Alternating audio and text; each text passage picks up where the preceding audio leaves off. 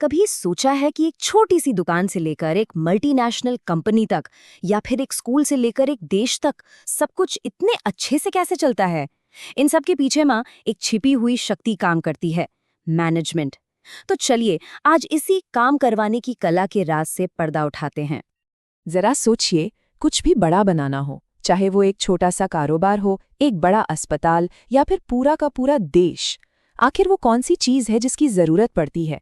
इसका जवाब सिर्फ एक शब्द में छिपा है, मैनेजमेंट।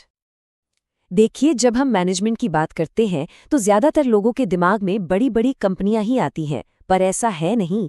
ये तो हमारे आसपास हर जगह है, हमारे पड़ोस के स्कूल में, शहर के अस्पताल में, यहाँ तक कि धार्मिक संस्थानों में भी। असल में ये एक ऐसा अदृश्य इंजन है जो हर संगठन को चला रहा है और उसे अपने लक्ष्यों तक पहुंचने में मदद करता है। और ये कोई छोटी मोटी बात नहीं है। मैनेजमेंट के गुरु पीटर ड्रकर के मुताबिक ये सिर्फ बैलेंस शीट बनाना या ऑर्डर जारी करना भर नहीं है। नहीं, ये तो किसी देश के भविष्य को और तो और पूरी दुनिया की तकदीर को शेप देने की ताकत रखता है। सोचिए कितनी बड़ी जिम्मेदारी है ये। तो भाई, जब मैनेजमेंट की इतनी बड़ी भूमिका है तो सवाल उठता है कि आखिर ये है क्या? इसका असल मतलब क्या है? चलिए इसे बिल्कुल आसान शब्दों में एक सीधी और सरल परिभाषा से समझने की कोशिश करते हैं।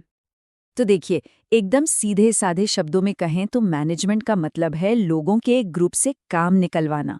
और कैसे? जो भी संसाधन, जो भी रिसोर्सेज हमारे पास हैं, उनका सबसे अच्छा, सबसे इफेक्टिव इस्तेमाल करके। यहाँ दो शब्द बहुत जरूरी हैं, लोग और संसाधन। सारा खेल इन्हीं दोनों के तालमेल का है। पर क्या बात इतनी ही सिंपल है? क्या मैनेजमेंट बस इतना ही है? नहीं, दुनिया के कुछ बड़े बड़े थिंकर्स ने इसे अलग अलग एंगल से देखा है। तो चलिए अब जरा एक्सपर्ट्स के चश्मे से मैनेजमेंट को देखते हैं। तो सबसे पहले बात करते हैं मैरी पार्कर फोलेट की। उनके लिए मैनेजमेंट कोई साइंस वाइंस नहीं था, बल्कि एक आर्ट था, एक कला। कौन सी कला? लोगों के माध्यम से काम करवाने की कला। उनका पूरा फोकस मशीनों या रूल्स पर नहीं, बल्कि इंसानों पर था। अच्छा, तो ये तो हुआ एक नजरिया। अब देखते हैं हेनरी फेयोल को। उनका पर्सपेक्टिव बिल्कुल अलग था। वो मैनेजमेंट को एक प्रॉपर सिस्टमैटिक प्रोसेस की तरह देखते थे। उनके हिसाब से ये कुछ तय कामों का एक सेट है, प्लानिंग करना, चीज़ों को ऑर्गेनाइज करना और फिर काम को कंट्रोल करना।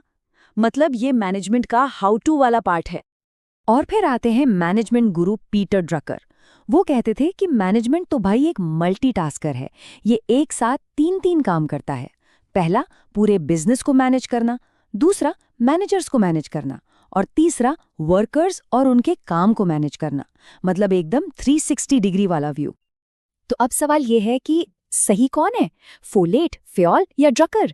सच तो ये है कि तीनों ही सही हैं। असल में मैनेजमेंट एक ही सिक्के के दो पहलू की तरह है। ये लोगों को इंस्पायर करने की एक कला भी है और साथ ही प्लानिंग और कंट्रोल करने की एक सिस्टमैटिक प्रोसेस भी। ठीक है, तो थ्योरी तो समझ आ गई, पर जरा प्रैक्टिकल बात करते हैं। एक मैनेजर असल में करता क्या है? उसके पास कौन कौन से टूल्स होते हैं? चलिए जरा उसकी टूल किट में झांकते हैं। तो ये है मैनेजमेंट के 5 मेन फंक्शंस। देखिए, सबसे पहले होती है प्लानिंग, मतलब ये तय करना कि करना क्या है। फिर आती है ऑर्गेनाइजिंग, यानी उसे करने के लिए सारी चीज़ों को जमाना। इसके बाद स्टाफिंग, सही लोगों को काम पर रखना। फिर डायरेक्टिंग, उन्हें बताना कि कैसे करना है। और आखिर में कंट्रोलिंग, ये देखना कि सब कुछ प्लान के हिसाब से हो भी रहा है या नहीं। और ये जो 5 काम है ना, इनको करने के लिए मैनेजरों के पास 5 मेन रिसोर्सेज होते हैं। इन्हें बड़े प्यार से मैनेजमेंट के 5 M भी कहा जाता है। कौन कौन से? मेन यानी लोग, मनी यानी पैसा, मटीरियल्स यानी सामान, मेथड्स यानी काम करने के तरीके और मशीन्स यानी मशीनें। बस इन्हीं 5 चीज़ों का सही बैलेंस बिठाना ही सक्सेस की गारंटी है। तो ये सब तामझाम क्यों? मतलब ये सारी प्लानिंग, ये सारे रिसोर्सेज, ये लोग, ये सब क्यों किया जा रहा है? इसका मकसद सिर्फ एक है, ऑर्गेनाइजेशन के गोल को अचीव करना। अब वो गोल्स ज़्यादा सेल्स करना हो सकता है, ज़्यादा से ज़्यादा प्रॉफिट कमाना हो सकता है, या फिर बिजनेस को बढ़ाना हो सकता है। तो बस अगली बार जब कोई सक्सेसफुल स्कूल देखें या कोई बहुत बढ़िया चलने वाला अस्पताल या कोई बड़ी कंपनी, तो एक पल के लिए रुककर जरूर सोचिएगा कि पर्दे के पीछे वो कौन सी मैनेजमेंट की प्रक्रियाएं चल रही हैं जो ये सब मुमकिन कर रही हैं। ये सवाल हमें ये समझने में मदद करेगा कि मैनेजमेंट सच में हर जगह है।